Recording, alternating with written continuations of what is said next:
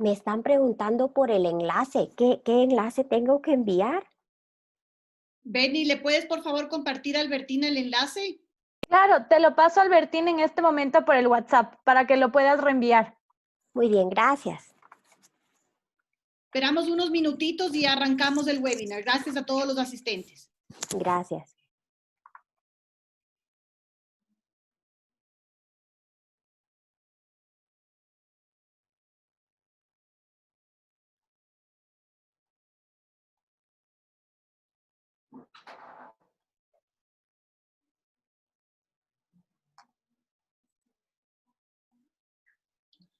Buenos días con todos. En nombre de la Cámara de Industrias y Producción, quiero darles la más cordial bienvenida.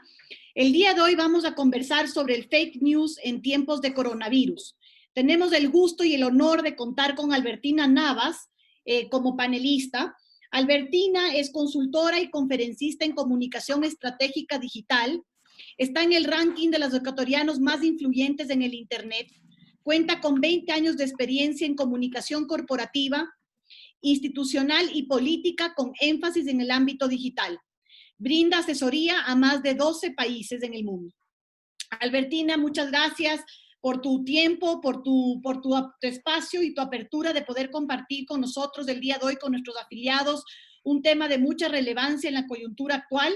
Vamos a pedir a todos los asistentes que durante la ponencia utilicen el sistema del Q&A para cualquier consulta que quieran hacer a Albertina, y al finalizar su intervención, ella podrá ir revisando, ¿no es cierto?, cuáles son las consultas en función del tiempo. Sin más, Albertina, bienvenida y te cedo la palabra. Muy bien, muchísimas gracias, Gabriela. Un gusto y un honor poder compartir con ustedes este tema que tiene muchísima relevancia en el contexto actual en que estamos desenvolviéndonos. Entonces, ¿qué pretendo con esta sesión? Primero quisiera compartir con ustedes qué rasgos debemos identificar para comprender de una manera más integral la complejidad de este fenómeno de desinformación.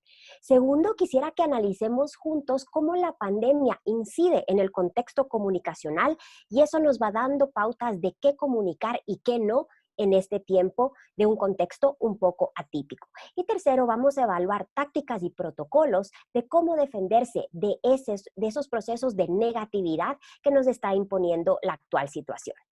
Sobre esta base, les propongo que vamos a compartir estos 5 temas a lo largo de esta sesión. Primero vamos a partir del framing, que es darle un marco conceptual. ¿Qué significa fake news? ¿De qué estamos hablando cuando hablamos de fake news? Vamos a seguir con un análisis contextual muy enfocado en la comunicación que va a responder el tema cómo debo leer el entorno en términos de comunicación. Y tercero, vamos a hablar del desafío crítico que tienen las instituciones, las empresas y las marcas ante un contexto que no va a terminar en el corto plazo.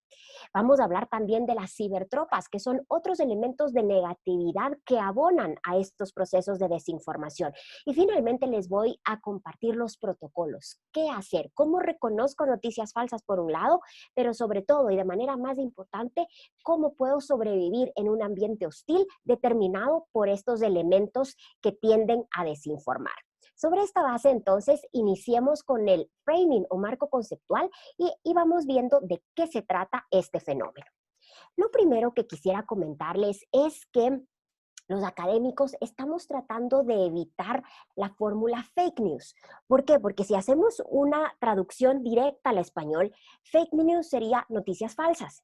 De manera que parecería un fenómeno muy simple y si uno dice, bueno, esta noticia sí tiene algo de verdadero o parte es verdadera o el contexto es verdadero y la compartimos y de pronto también estamos aportando a un proceso de desinformación. Entonces, lo primero es invitarles a que más que fake news, hablemos de patologías o trastornos de la información. ¿Por qué? Porque este es un fenómeno muy complejo que está contaminando la información en todos los niveles. Y para eso quiero compartirles la gráfica que tienen en este momento en sus pantallas. Tenemos como dos grandes áreas. Por un lado, el área de la información falsa, definitivamente que no corresponde a la realidad.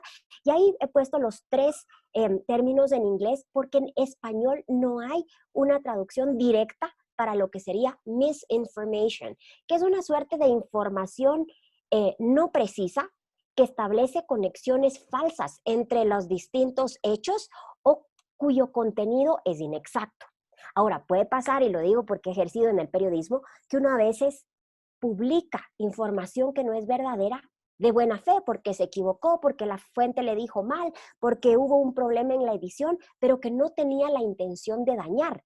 Y si hay otro mundo donde efectivamente hay una intención explícita de daño a un tercero, y eso es lo que se llamaría malinformation. Aquí estamos hablando a veces de filtraciones, porque a veces por eso no nos podemos quedar con el tema de noticias falsas, porque puede haber noticias verdaderas. Por ejemplo, aquí tenemos un daño importante que se llama doxing. El doxing es información verdadera del ámbito privado que sale al ámbito público con el objetivo de dañar a un tercero. Eso también es parte de un proceso de desinformación. Puede haber descalificaciones, podemos llegar a discursos de odio que a veces tienen que ver ya con argumentos más de índole, pues a veces religiosa o moral. Y por eso la desinformación está en esta intersección de estos mundos, entre lo falso y la intencionalidad de daño. Y por eso es muy difícil de reconocer, porque tenemos procesos de contenidos falsos, que son los menos, pero tenemos también procesos de contenidos medianamente verdaderos o verdaderos en contextos falsos, falsos en contextos verdaderos o incluso contenidos verdaderos en contextos o falsos o sin contexto. Entonces, como ustedes van a ver a partir de ahora, yo me voy a referir de manera más recurrente a trastornos de la información o a desinformación como este fenómeno complejo. ¿Cómo inició? Este ha sido un proceso en mutación y ha estado estudiado desde hace muchos años y les quiero ahorita enfocar 3 fases identificables desde el año 2008. En el año 2008 hasta el 2010 más o menos, fue una primera fase que llamaríamos reactiva o artesanal. Es decir, alguien salía a insultar a alguien, otro salía a defenderlo y de ahí no pasábamos. Era una suerte de porras virtuales que llamo yo. Es decir, iban por el lado de defenderse, pero también de apoyar. Entonces uno llamaba a sus amigos y les decía, no serás malito, hazle retweet o hazle share a mi candidato o a mi empresa o a mi marca. Pero no era un tema estructurado. Entonces uno apelaba a la espontaneidad de la gente y a la buena fe de esas personas de que quisieran compartir una información. Pasamos a partir del 2010-11 hasta el 2015 más o menos, donde se identifica una fase mucho más organizada de estos procesos de desinformación. Primero, ya dejaron de ser solamente espontáneos, ya empezaron a ser estructuras que tenían un fin o un target específico, llámese target una persona, una empresa, un político, y ya no buscaban solamente apoyar voluntariamente a alguien, sino incluso generar cortinas de humo. Es decir, que las personas enfoquen su atención en una cosa para quitar esa atención de temas más importantes.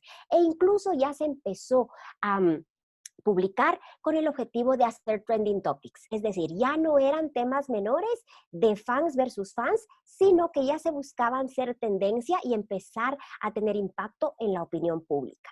¿En qué fase estamos ahora?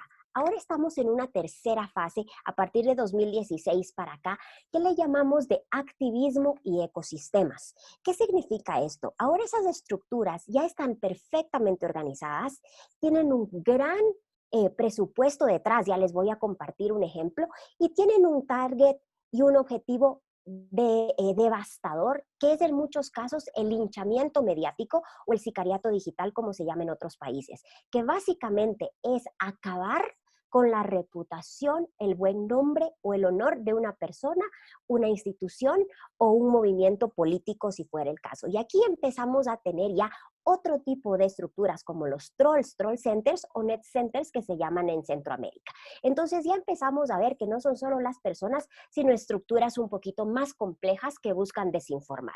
Entonces, ¿cuál ha sido el gran cambio desde el 2008 para acá? Pues que pasamos de una época de intervención humana orgánica, es decir, que no tenía pago, que era espontánea, que se basaba en el apoyo individual y que se apoyaba mucho en Twitter como canal principal, pasamos a un escenario donde ya tenemos mecanismos automáticos, donde ya estamos hablando de negocios y no solamente de la buena o mala fe de la gente, que generan lo que nos dice la teoría del espiral del silencio, que debe ser que les ha pasado a veces en un grupo de WhatsApp, por ejemplo. Todos aparentemente piensan lo mismo. Alguien dice lo contrario y todos le responden con muchísima violencia. Esa persona vuelve a decir algo, le vuelven a responder con cierta agresividad, entonces esa persona, su primer paso es, mejor no digo nada.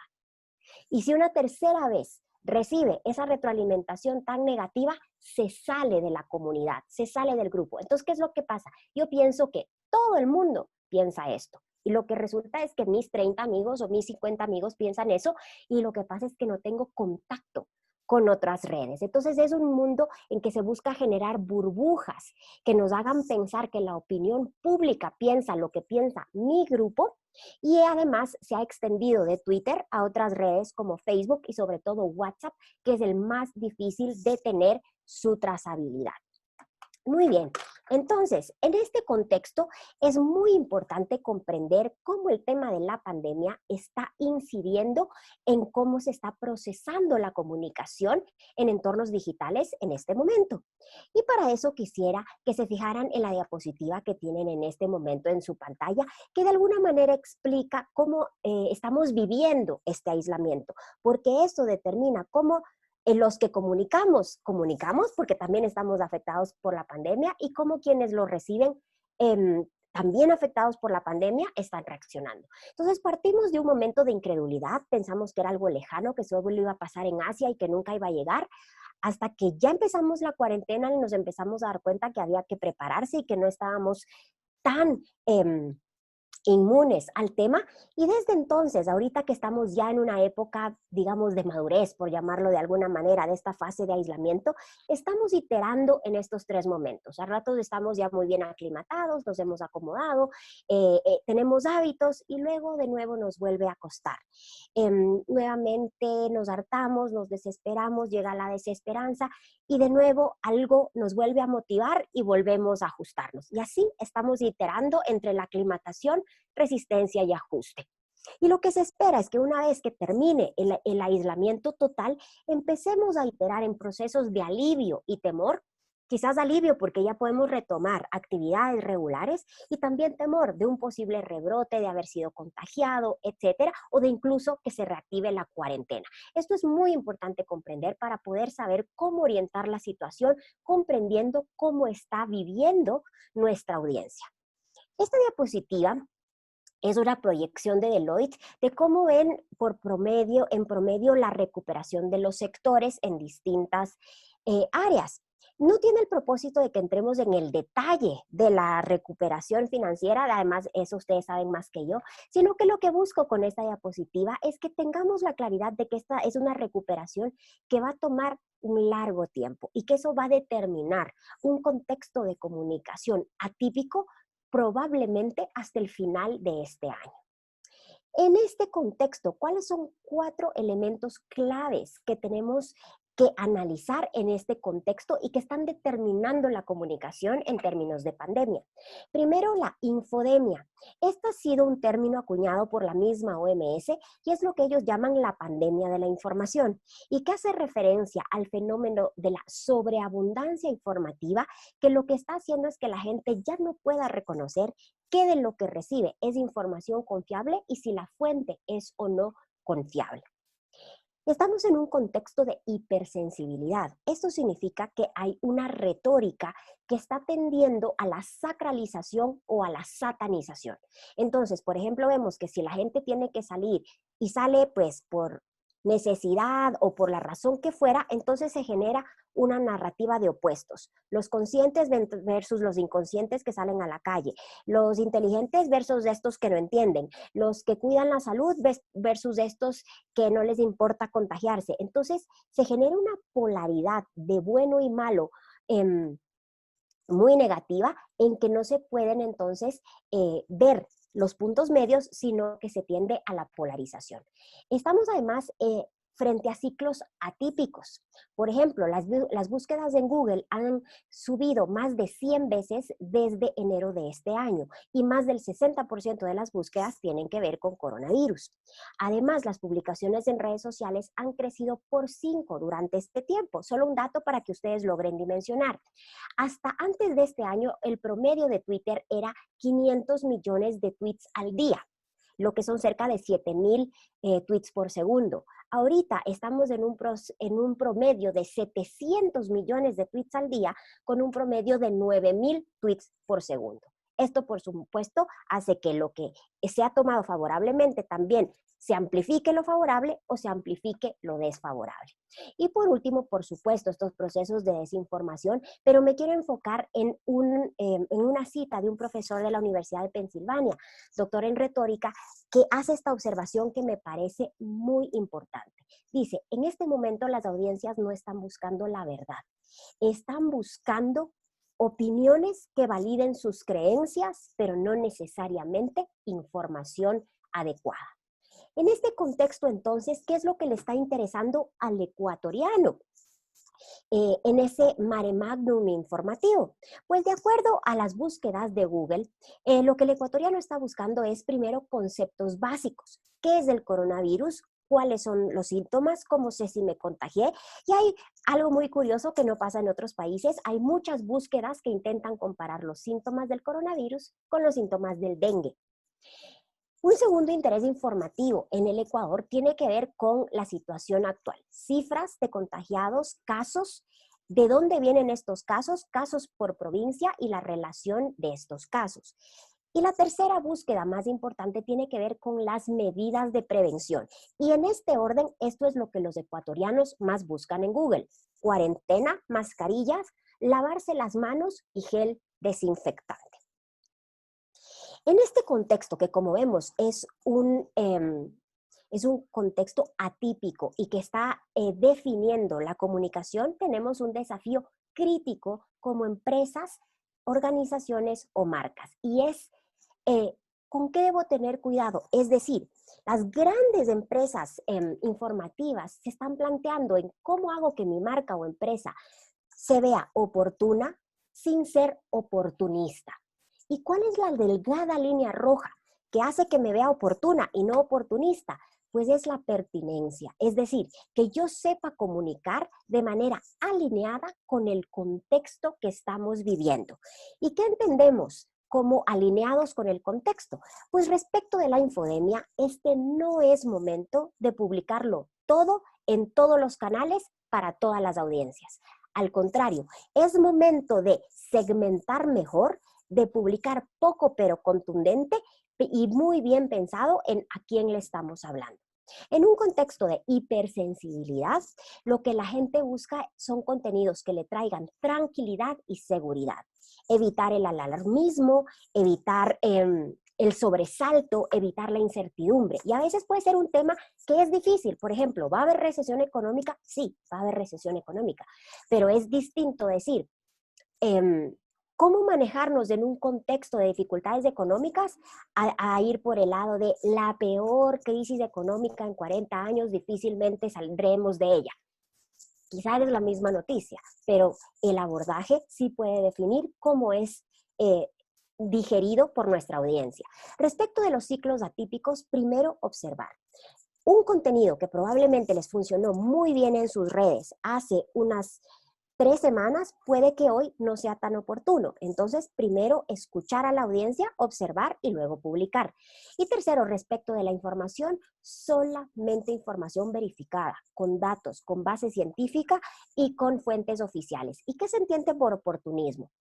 Primero, vender. Es decir, yo sé que no podemos parar nuestras operaciones y que dependemos de ese mercado, pero es el punto de cómo puedo salir a hablar de mi producto sin parecer que no estoy siendo delicado con tu situación de que quizás tenemos personas que han perdido su trabajo o tenemos empresarios que están pensando y repensando cómo van a ser sostenible su empresa en el corto tiempo. Entonces el tema de la venta y del dinero, por lo menos en canales masivos, no está siendo acogida positivamente. Mucha autopromoción. Es decir, en este momento suena arrogante y desconectado de la realidad que solo hablemos de nosotros mismos. Esto tiene que ver con lo que viene después. Es decir, no es momento de salir a competir, de quién hace mejor, de cuál es el mejor alcalde, o cuál es la empresa más bonita, o cuál es la asociación más activa. Lo podemos decir no desde un lado que genere competencia, pelea o comparación, sino desde una base de la solidaridad, de tender puentes, de ver cómo todos le estamos aportando a este país que está ahorita sobrepasado en muchos órdenes. En ese contexto es bien importante entonces que comprendemos que nos tenemos que enfrentar a las que se llaman cibertropas, que son elementos que generan más negatividad en un entorno que ya es difícil, que ya tiene sobrecarga de información, que ya tiene información confusa, y hay algunos que están propiciando eso de manera intencional.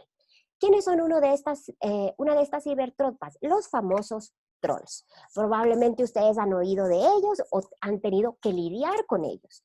¿Quiénes son los trolls? Los trolls son cuentas de redes sociales que han sido creadas con la intencionalidad específica de molestar, de descalificar, de incomodar a un target, llámese target empresa, marca, persona, político, con el fin de generar, esto es bien importante, con el fin de generar de esa cuenta una reacción inapropiada.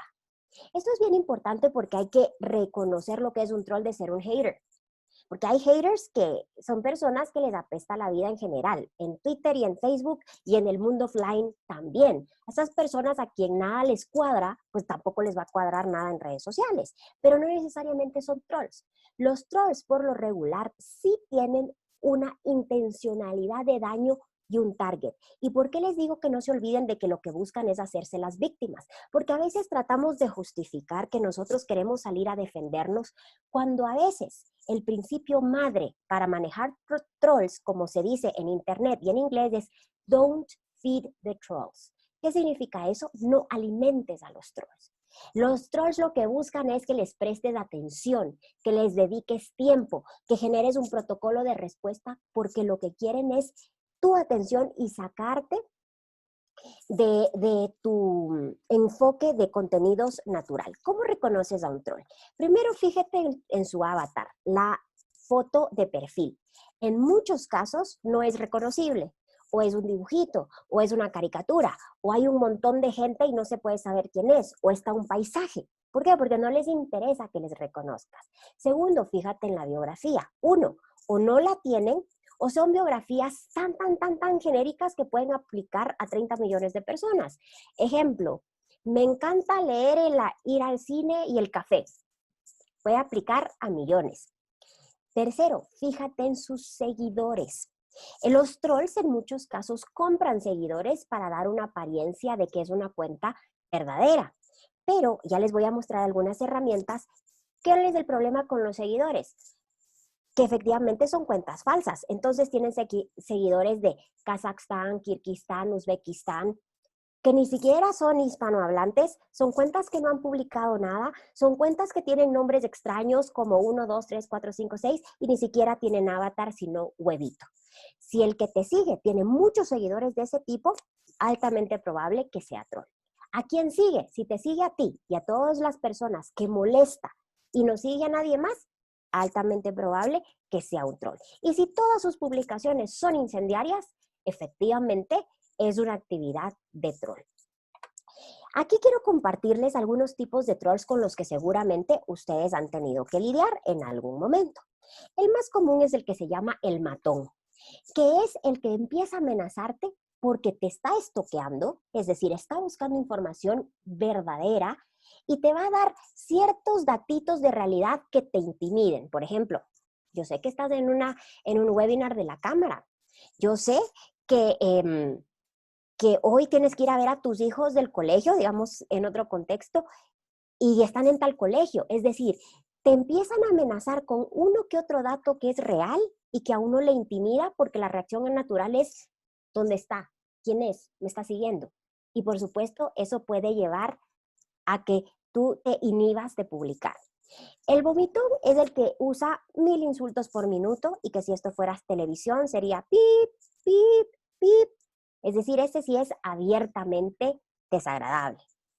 El meticuloso, este es interesante porque es como un poquito más refinado, pero en el fondo lo que está haciendo es sacar la atención de un tema prioritario a un tema menor. Por ejemplo, ustedes publican algo muy importante de, me voy a inventar un plan de reactivación después de la cuarentena y alguien les responde diciendo, escriben reactivación con C. Es el colmo que los que se llaman los empresarios de este país ni siquiera escribir bien pueden.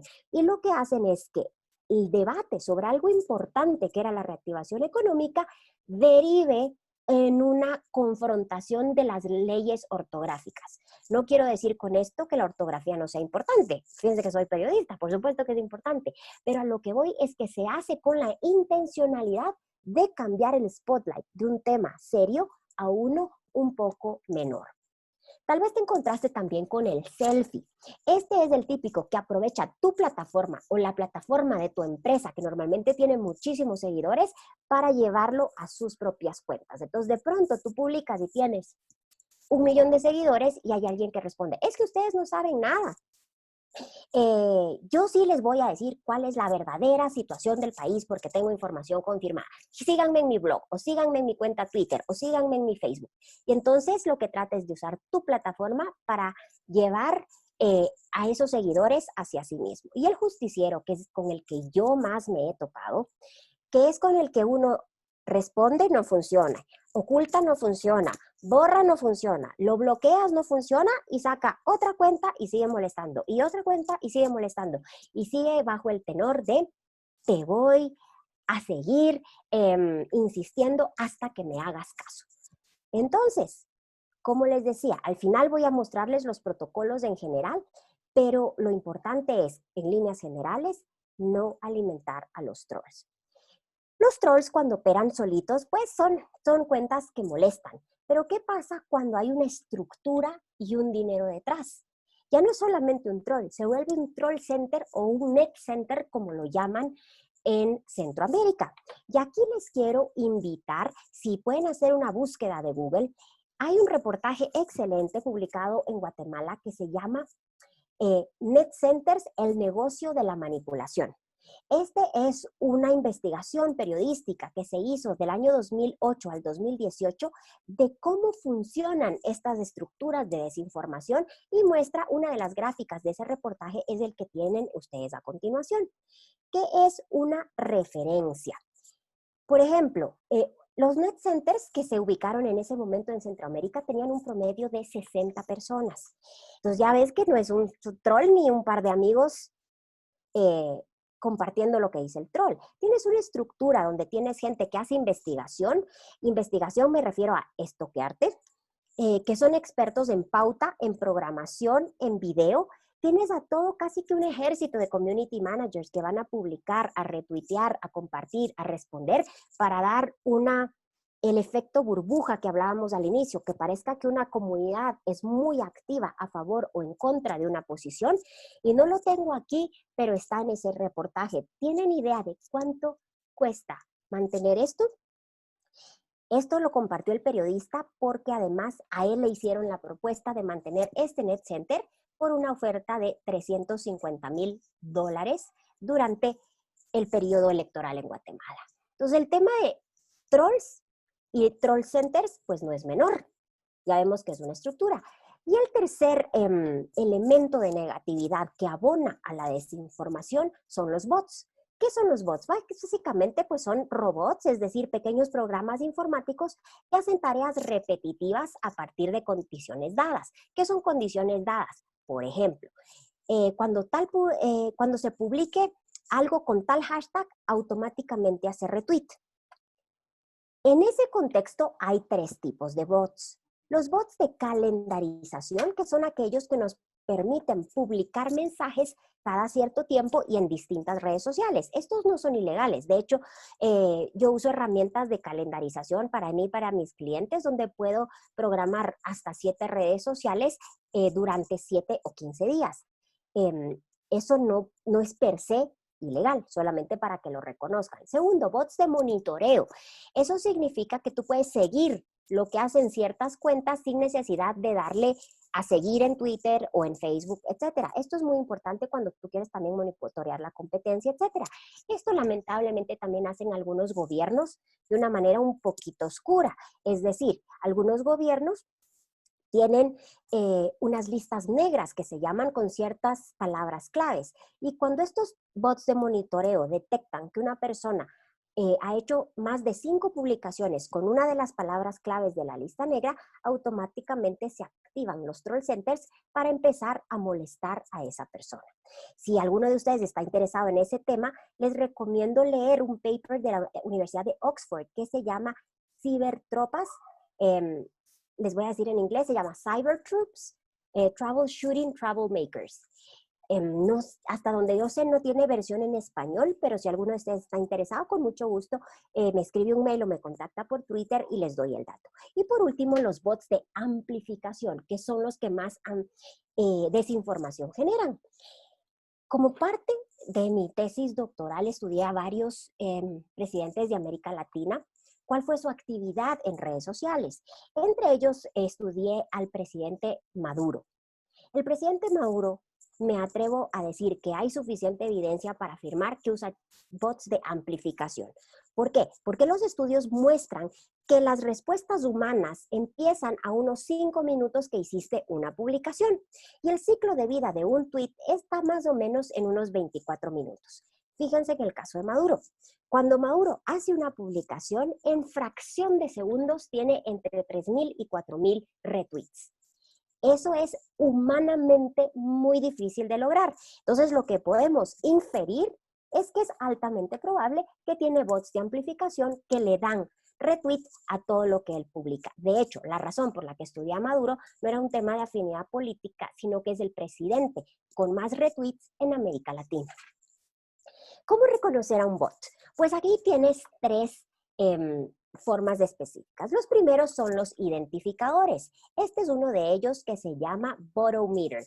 Este es un proyecto universitario de algunas universidades en los Estados Unidos que lo que hicieron es un pequeño algoritmo que toma en consideración todas estas variables que les he ido contando, que van configurando la probabilidad de que una cuenta sea bot, y entonces ustedes, bueno, ahorita no me carga rápido, pero les puedo mostrar aquí. Entonces lo que ustedes hacen es, a través de Botometer, ponen la cuenta que quisieran auditar y les van a salir todos estos el resultado final del algoritmo. Les va a dar un número entre 0 y 5, mientras más cercano a 5, más probable que esa cuenta sea un bot. Además, ustedes pueden hacer una auditoría de seguidores. ¿Qué significa eso? Entonces, ustedes ponen una cuenta y le dan check followers o chequear a los seguidores, y va a ser una auditoría de una muestra de los seguidores, no de todos, porque puede haber cuentas con millones de seguidores, y les van a empezar a decir si esos seguidores es probable o no que sean cuentas falsas. Entonces, eso ya les da una cierta luz de que si esas personas que les están molestando, pues quizás están respondiendo a una estructura y a una agenda de un tercero. Segundo, fíjense las publicaciones. Los bots tienden a tener publicaciones, como les digo, que son robots, o siempre con una periodicidad muy fija, una hora muy fija, y no son publicaciones de tono humano. Tienden a ser enlaces que llevan a un sitio, pero claramente se siente que no hay un comportamiento típicamente humano. El comportamiento también es importante, que por eso yo recalcaba que era un bot. Responde siempre ante condiciones dadas. A mí me pasó que asesorando a una universidad en Guatemala, pensamos que en un momento de crisis nos había puesto un bot que nos retuiteaba todo lo negativo con un hashtag, porque cumplía los otros parámetros. No tenía foto, no tenía biografía, era una cuenta reciente, seguía solamente a la universidad, todo apuntaba. Le pasamos el identificador y nos salió 4, es decir, todo apuntaba que era un bot. Pero nos dimos cuenta de un detalle mínimo. No retuiteaba el 100% de los tweets que tenían ese hashtag. Y esa discriminación no puede hacer un bot. Un robot responde al 100% de las condiciones dadas. Entonces nos dimos cuenta y descubrimos finalmente que era un exalumno que perdió el curso y pues que entonces tenía una cierta intencionalidad de hacer pagar a la universidad. Entonces, para eso sirve saber a quién tienes detrás, para activar los protocolos de resolución. Y finalmente, entonces, ahora sí miremos, ya vemos que la desinformación es un escenario complicado, mucho más complejo que información falsa, y que esta información falsa se ahonda por estos elementos de negatividad que son los troll centers y los bots. ¿Cómo vamos entonces a gestionar esa negatividad? Entonces ahorita partamos un minuto como usuarios. ¿Cómo reconozco noticias falsas? Porque una cosa es que también yo pueda como usuario, como persona, como ciudadano, recibir noticias que me suenan extrañas vía WhatsApp, que además ahorita es como la forma más regular. Y aquí les voy a dar tips muy básicos que es importante saber. Lo primero, verifica la fuente. Es decir, fíjate si la cuenta Twitter o Facebook de estas personas tienen el chequecito azul al lado del nombre, porque eso implica que Facebook hizo el proceso de la validación de si esa cuenta es verdadera y si pertenece a quien dice pertenecer.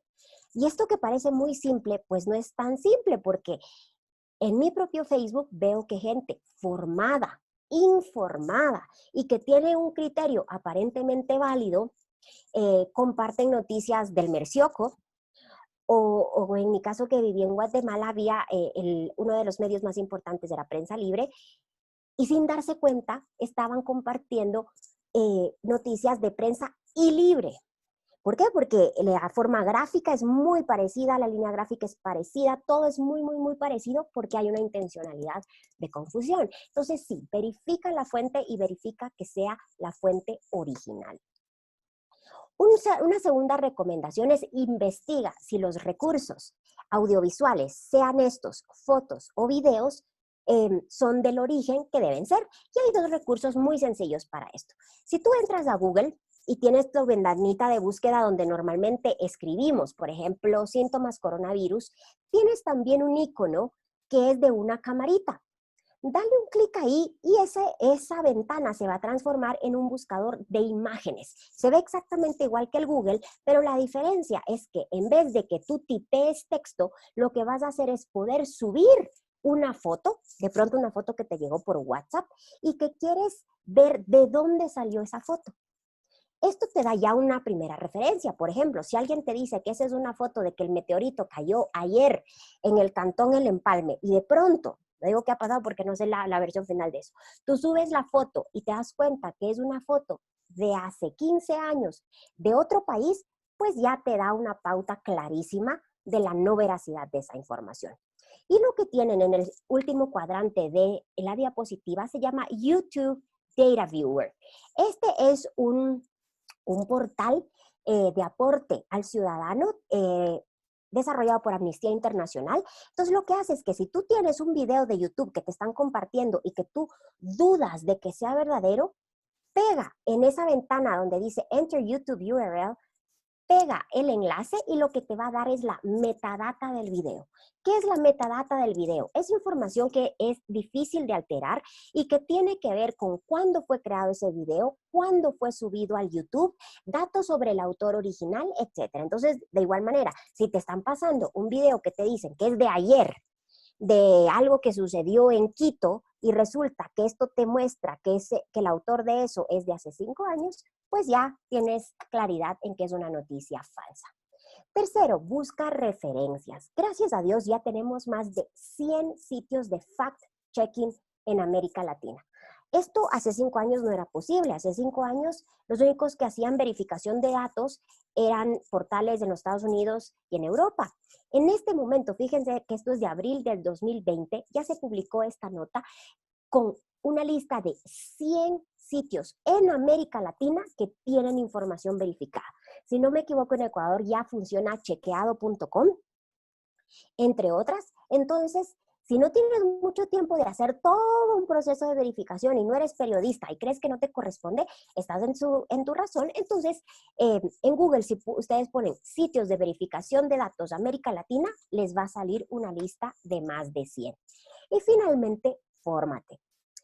Es bien importante que comprendamos, como les decía, que estos procesos de desinformación no son tan simples como es falso, no publico, o si tiene algo de verdadero, sí publico. Aquí les invito a hacerte las 3 preguntas socráticas antes de hablar, y yo lo diría antes de publicar en redes. Primero, ¿es verdadero? Pero no es lo único necesario para publicar. Segundo, ¿es positivo? ¿A quién le afecta que yo publique esto? Y tercero, ¿es útil? Piensa siempre en esas 3 cosas. ¿Es verdadero? ¿Es positivo? ¿Es útil? Y si una de estas 3 no se responde positivamente, mejor no lo compartas. Y finalmente, para cerrar el tema de protocolos, decíamos que estas cibertropas ahondan el problema de ciberinformación. Entonces, perdón, de desinformación. ¿Qué hacemos entonces con ellas? Primero es importante identificar. Por eso sí me tomé un tiempo de explicar con un poco de detalle qué es un troll, qué es un troll center y qué es un bot. Porque si es un bot, tú ya sabes que puedes denunciarlo en algunos casos a Twitter y se van a aplicar ciertas correcciones. Si es un troll, ya sabes que es mejor no responder. Si es un troll center, ya lo puedes identificar. Es importante que veas de qué manera se puede mitigar. Y si es un bot, pues lo puedes denunciar y ahorita te explico cómo. Primero, identificar. ¿A quién tienes enfrente? ¿Es un troll, un hater, un troll center, un bot? Segundo, ¿cómo actuar? Solamente tienes 3 posibilidades. O respondo, o oculto el comentario, o lo borro. Y como tú ves, lo he puesto en ese orden.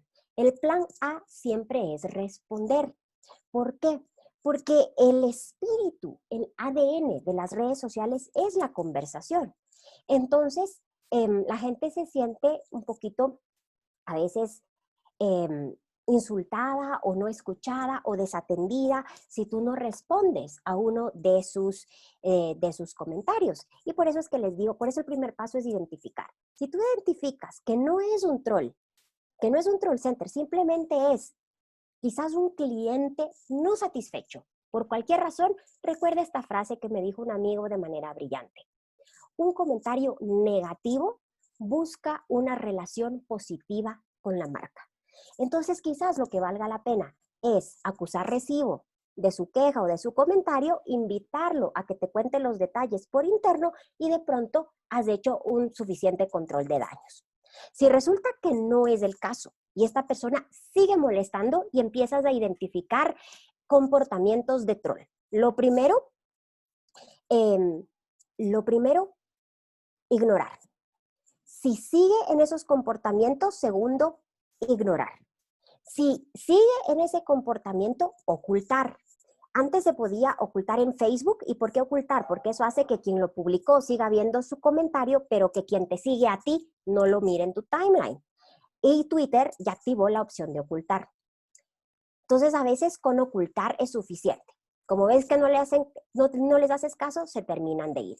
Pero si llega a ser el caso que no, que se mantiene y sobre todo que el daño a tu reputación de tu empresa, tu marca o persona es alto, pues ahí sí tienes que borrar ese comentario. Ahora, una vez que lo borres, tienes que pasar al tercer punto, que es dar una alerta. Tú no puedes borrar un comentario y quedarte callado, sino que tienes que recordar a la comunidad cuáles son las normas de convivencia en tu comunidad.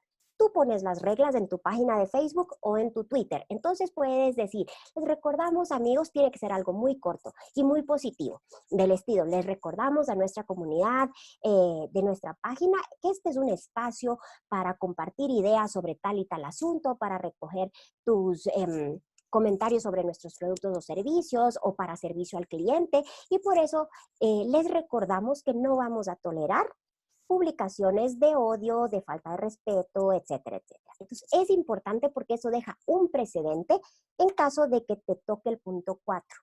Bueno, mitigar siempre va a tocar. El punto 5 es más complicado. ¿Qué significa mitigar? Mitigar significa cómo yo compenso todo eso que está pasando negativamente, de pronto alguien me puso un comentario negativo y antes de que me di cuenta tuve 40 retweets y 40 retweets a esos retweets, y entonces lo que era una cosa pequeña se volvió más grande. Entonces aquí les recomiendo esta estrategia que hizo en su momento la Embajada de Israel.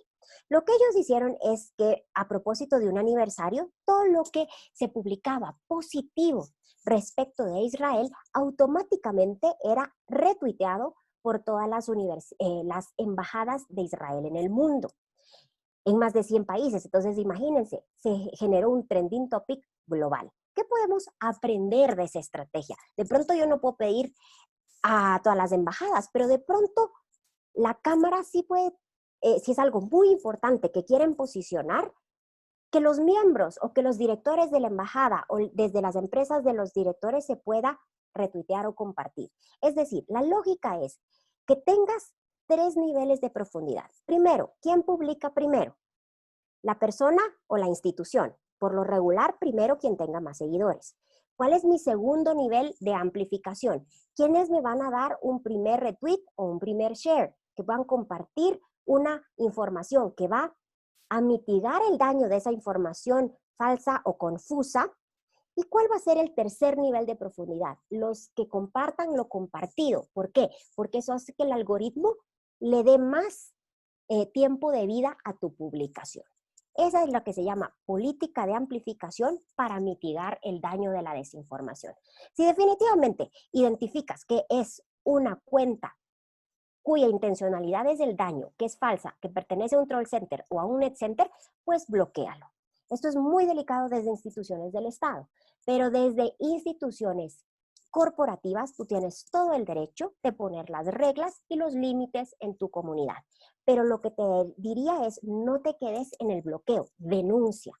Y para eso es importante que tu community manager sepa muy bien las razones por las que puedes hacer una denuncia a una tercera cuenta para que la suspendan.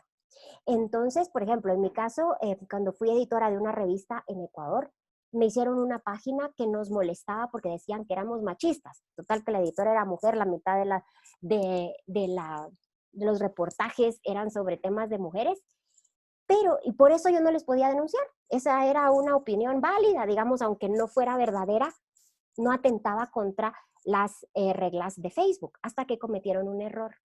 Usaron el logo de la publicación. Entonces yo pude denunciarles por propiedad intelectual. Entonces, es muy importante que ustedes conozcan muy bien esos protocolos y esas leyes propias de las redes sociales para que puedan actuar una vez que han identificado a estos elementos de la desinformación. Y para finalizar y cerrar, quiero dejarles una idea. Quizá no eres periodista, quizá no tienes tiempo de verificar, quizá no tienes tiempo de leer 20,000 sitios de verificación y quizá no sabes si una opinión puede desatar toda una ola de temas negativos. Entonces, mi recomendación ante eso es siempre, ante la duda, abstención. Si no sabes si es verdad, por favor, no lo publiques.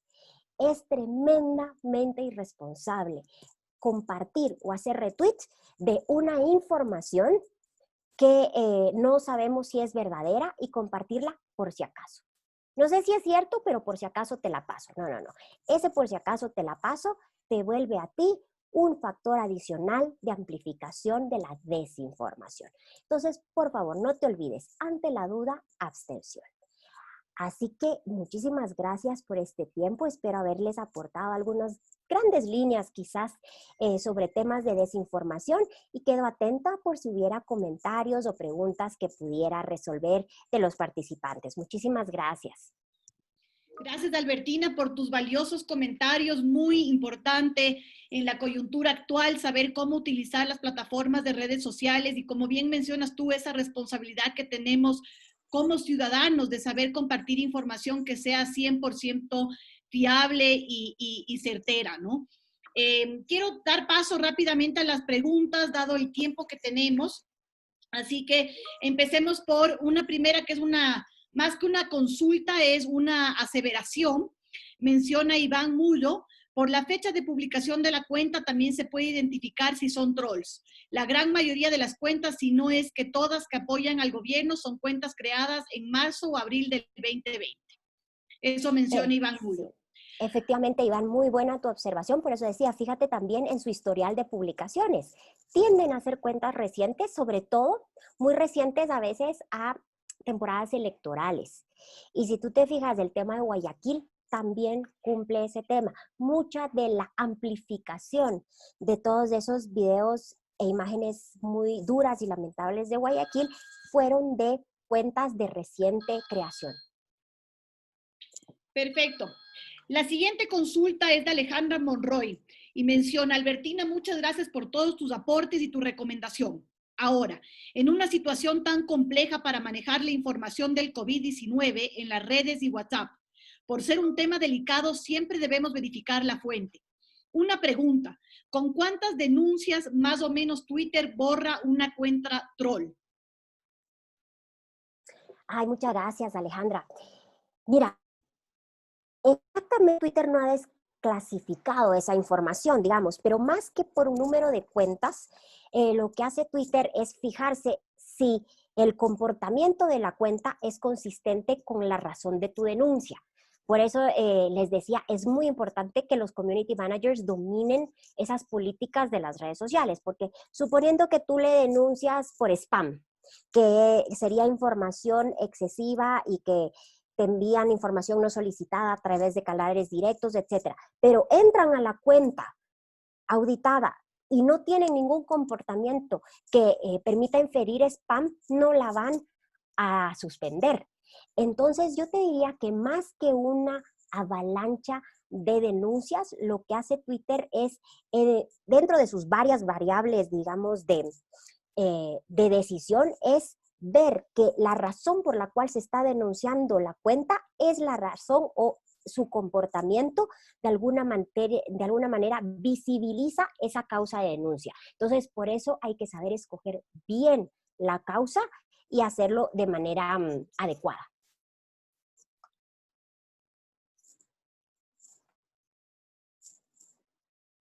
¿Sí? Muchas gracias, Albertina. Sí. Una siguiente pregunta menciona, ahora la gente tiene opiniones diferentes sobre volver o no a las actividades en Ecuador. ¿A quién creerle? Hay periodistas serios que están en contra y otros a favor. En ese caso ya no es información oficial, sino opiniones. ¿Cómo manejar este tipo de situaciones? Por ser gente seria, las personas les creen y pueden influir en la opinión pública. ¿Cómo manejar esto? ¿Qué recomiendas?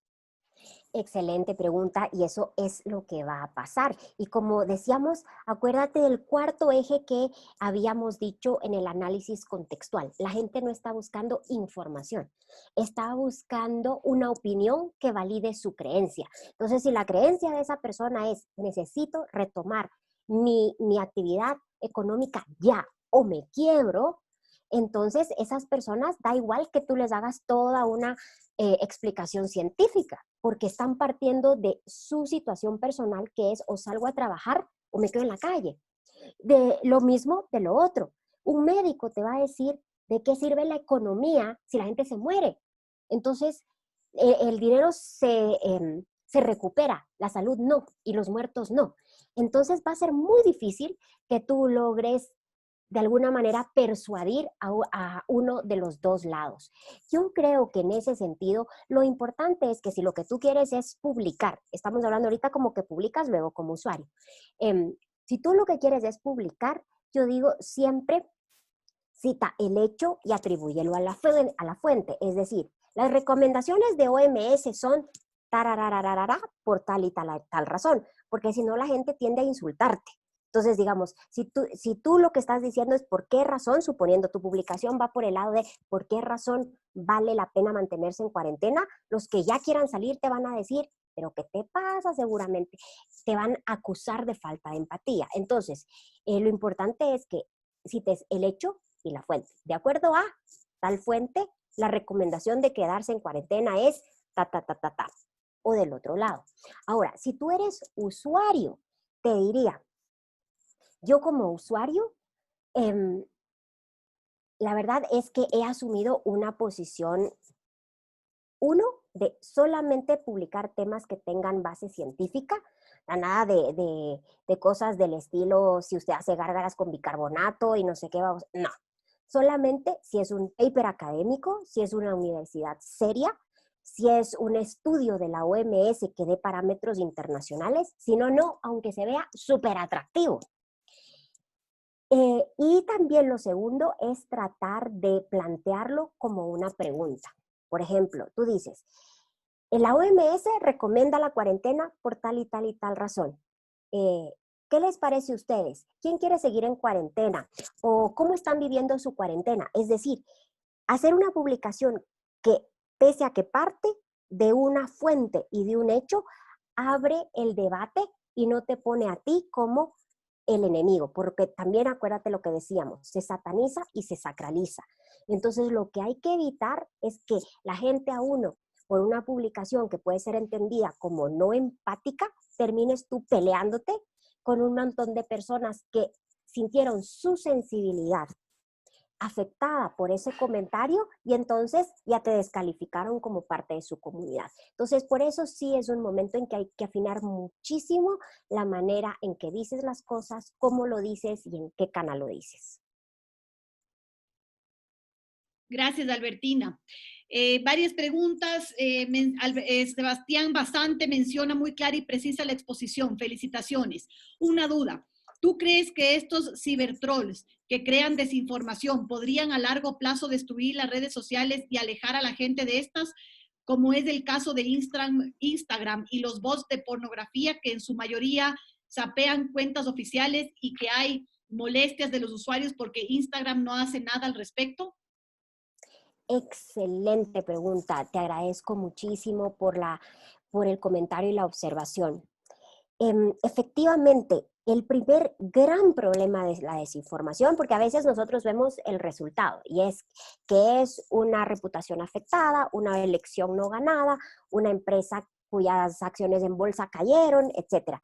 Pero a veces nos olvidamos del primer punto, y es el que no vemos, y es que hay mucha gente que está empezando a desanimarse de participar en un debate informado y todos esos espacios que los ciudadanos asustados están dejando, se los estamos regalando a los trolls.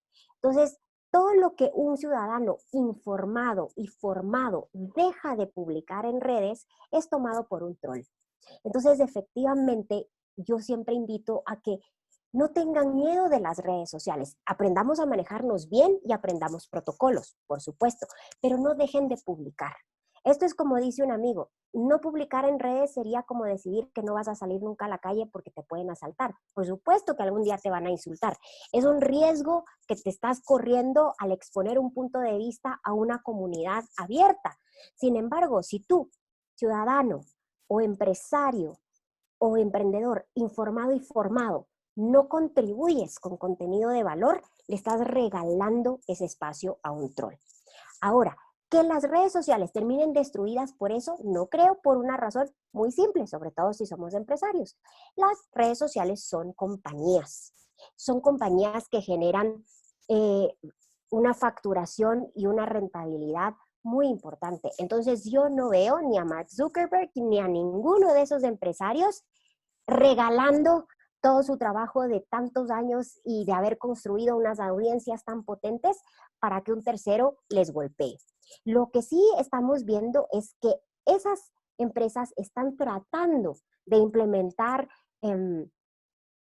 técnicas de contrarrestar. Por ejemplo, en Facebook, ahora cuando alguien publica una noticia, tú tienes el iconito de la i, que si lo aplastas te da una información de que si la fuente de esa noticia existía antes, desde cuando existe en Facebook, si es un medio de comunicación, etc. Twitter deshabilitó muchísimas cuentas que logró identificar que eran bots que amplificaban cuentas falsas de información falsa. WhatsApp está tratando de poner límites al número de forwards que se hacen de una noticia evidentemente escandalosa. Entonces, yo te diría, no te diría que es fácil, no te diría que es inmediato, pero sí te puedo asegurar que esas empresas, por cuidar su negocio, pues no sé si tengan o no un compromiso social contra la desinformación, pero lo tengan o no, por cuidar su negocio, no van a permitir que las redes sociales caigan por causa de los trolls. Gracias, Albertina. Y por razones de tiempo vamos a hacer unas 2, si quieres, consultas más y con eso cerramos pues el webinar. Muy bien. Una consulta de Silvana Estacio menciona ¿qué tiempo toma la plataforma Twitter eliminar a cuentas denunciadas? Bueno, Twitter no tiene como un tiempo estándar. En algunos casos tardan un poquito más porque tienen una cola de denuncias mayor. Esto pasa sobre todo en épocas electorales, que es cuando hay una avalancha de denuncias. Seguramente esto les está pasando ahorita también. De los casos en que yo he tenido que reportar y esperar a recibir un fallo final de Twitter, me ha tomado entre 2 y 3 semanas. Entonces es importante, digamos, tomar en cuenta que el horizonte de tiempo no es a veces inmediato. Y en cambio con otras, por ejemplo, que me ha pasado, las que toman más tiempo han sido cuentas donde ese tema es un poquito menos evidente. Por ejemplo, que son trolls que hacen denuncia política, pero tratan de publicar algo que sea de otro tema para que no se vea tan mal. En esos casos toma más. Pero cuando, por ejemplo, me han seguido cuentas que lo que hacen es ofrecer sexo en Twitter, las denuncio y las suspenden prácticamente en el acto. Entonces, creo que ese tiempo depende un poco de cuánto puedan confirmar, volvemos al punto anterior, la consistencia entre la razón de la denuncia y el comportamiento de la cuenta. Excelente, Albertina. Y una última consulta de Bernarda Cruz. Menciona, estimada Albertina, ¿cómo ves tú el manejo de las redes sociales en Ecuador con respecto a la pandemia? ¿Y qué recomiendas para evitar crear alarma en los stakeholders? Bueno, lo que hemos dicho es, creo que clave un poquito lo que hablábamos en esta diapositiva. Es momento de ser oportuno y no oportunista. Entonces, lo primero, publicar poco y contundente, es decir, no es el momento de todas las redes, varias veces al día, no. Momento de tender puentes con los distintos de la todo lo que sea compartido, un tono de solidaridad va a ser bien acogido. No significa que no se pueda criticar algo que uno evidentemente lo interpreta como una mala gestión. Mi recomendación sería que el planteamiento sea siempre positivo. Entonces, que en vez de salir a decir, es que tal autoridad o tal instancia lo está haciendo todo mal, más bien que sea un tema de la Cámara se preocupa por el bienestar de sus afiliados o de los empresarios o de los emprendedores y en ese contexto recomienda. Entonces, siempre positivo. El escenario ahorita está tan atípico y tan sensible que no queremos que una recomendación que pudiera ser muy bien pensada y atinada cayera en la matriz del punto ciego por haber sido percibida como poco empática. Entonces, no es cuestión de inhibirse de publicar, solamente de recordarse esa delgada línea roja, de comprender que es un entorno difícil, de que es un entorno donde lo comercial ahorita está un poquito en hold, de comprender que más que vender hay que apoyar y de comprender que más que competir hay que tender puentes. Si podemos, entonces mi punto va a, en lugar de no publicar, solamente reformula tu publicación desde el otro, desde lo positivo, desde la solidaridad, desde el beneficio para tu afiliado, pero no te inhibas de publicar. Y antes de terminar, solo quería dejarles una invitación por si es del interés de alguno de ustedes, aprovechando este espacio que me dan. Vamos a ofrecer un curso en línea sobre fake news que tiene 6 módulos donde vamos a cubrir las distintas aristas, desde el framing de qué es la desinformación, cómo gestionar o cómo identificar todos estos elementos de negatividad y desinformación en las redes sociales, cómo gestionar la reputación, ya sea individual o institucional, frente a estos entornos y las implicaciones legales que aplica en un entorno en que no sabemos cuál es la autoridad competente. Vamos a ofrecer becas del 100% a quien quiera unirse. Y entonces, si alguno de ustedes está interesado, por favor no duden en contactarme a través ya sea de mis redes sociales o de mi email, y están totalmente invitados todos los directores de la Cámara y sus miembros. Si están interesados, por favor me escriben con su interés para poder hacer la recomendación directa a la ONG de base que lo está coordinando en México. Entonces, espero que haya sido información útil, que tengan un poquito más de claridad de cómo desenvolverse en este entorno, saber que es un fenómeno complejo, pero que lo peor que podemos hacer es regalar ese espacio a estos elementos de negatividad y desinformación. Muchísimas gracias a todos por su tiempo y atención. Muy importante, Albertina, tu intervención y nuevamente en nombre de la Cámara de Industrias y Producción queremos agradecerte por estos insumos tan importantes y como dices tú, la responsabilidad que tenemos atrás del uso de este manejo de información, el cómo llegan a los ecuatorianos, ¿no es cierto? Y cómo generamos un canal, ¿no es cierto?, de esperanza en un momento de tanta incertidumbre, ¿no? Y que nosotros como responsables de manejo de información transparente y certera tenemos eso como obligación, aprender un poco a cómo manejar las plataformas, y agradecemos pues tu disposición de querer compartir con nosotros este curso tan valioso y que vamos a tomar la palabra y seguro contaremos con esa asistencia porque será muy importante para nosotros desde el lado del gremio empresarial. Así que bueno, quiero agradecer también a todos los asistentes por su tiempo. En honor del tiempo vamos a cerrar el webinar, pero cualquier consulta que tengan lo direccionan con nosotros o puede ser también directamente con Albertina y estaremos compartiendo también la presentación. Albertina, gracias por tu tiempo nuevamente y un fuerte abrazo a todos. A ustedes muchísimas gracias, siempre a la orden. Gracias.